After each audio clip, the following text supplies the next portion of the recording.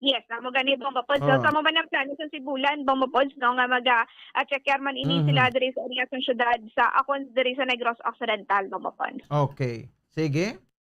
Bomba pods sa may nang report gikan sa patrol ini si Bombo Carla May Defensor para sa Pambansang Radyo ng Pilipinas, consistent overall number 1 sa Bacolod, Basta Radyo. Bombo. Sige, salamat sa kay Bombo Carla May Defensor.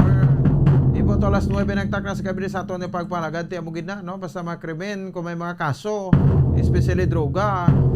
Kung isa tao ti daw nagahuo naman lang. Kung amo ni ang mga sitwasyon niya makababat ti may krimen nga natabo, no? Kabuhi ang nadula. So dapat padalma gid sa mga kapulisan, no, sa Sibulan PNP para matumod ang sospechado nga may sukton man ang pamilya sa sining mga nagkalamatay.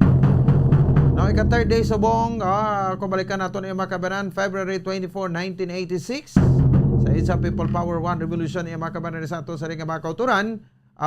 So may mga giprepara kita ang mga nagkalanabo, no? On the third day, kay ti buwas gini, no, mapangot ang EDSA People Power One Revolution. No, sa bulan naton si Bombo Jazz de Jesus Mardegal.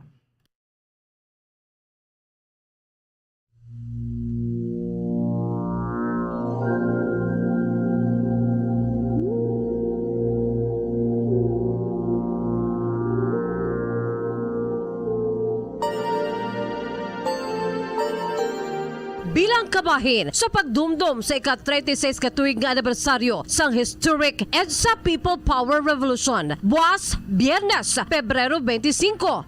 Aton isa-isahon sang makadali ang maragtason nga 4 kadlaw sa sining nga bloodless